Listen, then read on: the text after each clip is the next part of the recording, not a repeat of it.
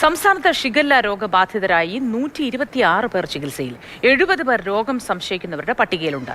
ഈ മാസം 10 പേർക്ക് രോഗം സ്ഥിരീകരിച്ചു. ഹരീഷ്ണ ചേരുന്നുണ്ട് വിവരങ്ങൾ പങ്കുവയ്ക്കാനായി. ഒപ്പം KV രാഹുലും കോഴിക്കോട് നിന്ന് ചേരുന്നു. ഹരീഷ, തിരുവനന്തപുരത്ത് എത്ര പേർക്കാണ് ഇപ്പോൾ രോഗം സ്ഥിരീകരിച്ചിട്ടുള്ളത്? എത്ര പേർ ചികിത്സയിലാണ്? വിവരങ്ങൾ എന്തൊക്കെ?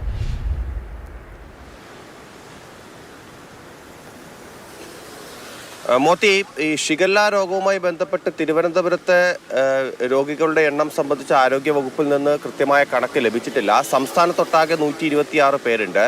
പക്ഷേ തിരുവനന്തപുരത്ത് ഉൾപ്പെടെയുള്ള എല്ലാ ജില്ലകളിലും പ്രത്യേകിച്ച് ജാഗ്രത വേണ്ടത് ഈ വടക്കൻ കേരളത്തിൽ കൂടുതൽ ജാഗ്രത വേണമെന്ന് അറിയിച്ചിട്ടുണ്ട്. എങ്കിൽ ഈ മഴക്കാലമാണ്, നമുക്കറിയാമല്ലോ, പലയിടത്തും വൃത്തിഹീനമായ ഒരു സാഹചര്യം വരുമ്പോഴാണ്, ആ സാഹചര്യത്തിൽ നിന്നാണ് ഈ അസുഖം പടരുന്നത്. ഇതൊരു ബാക്ടീരിയയാണ്. അപ്പോൾ സ്വാഭാവികമായിട്ടും ഈ വൃത്തിഹീനമായ ഒരു സാഹചര്യത്തിൽ നിന്നാണ് ഈ അസുഖം പകരുന്നത്. അതുകൊണ്ട് തന്നെ അതുമായി ബന്ധപ്പെട്ട് ഉള്ള ജാഗ്രതയും ശുചീകരണവുമാണ് വേണ്ടത് എന്നാണ് ആരോഗ്യ വകുപ്പിൻ്റെ നിർദ്ദേശമെന്ന് പറയുന്നത്. കഴിഞ്ഞ ദിവസം ആരോഗ്യമന്ത്രി ഇതുമായി ബന്ധപ്പെട്ട് പറഞ്ഞിരുന്നു. അതായത് കുട്ടികൾക്ക് ഈ രോഗബാധ വരുമ്പോഴാണ് കൂടുതൽ, എല്ലാവർക്കും വരും, പക്ഷേ കുട്ടികളിൽ അത് ഗുരുതരമാകാനുള്ള സാധ്യതയുണ്ട്.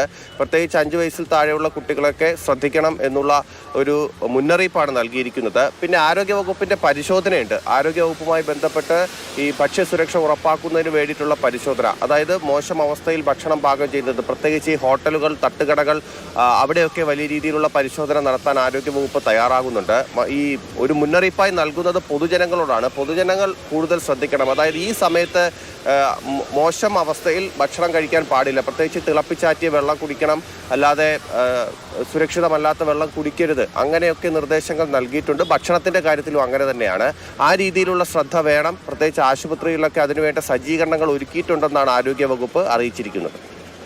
ശരി.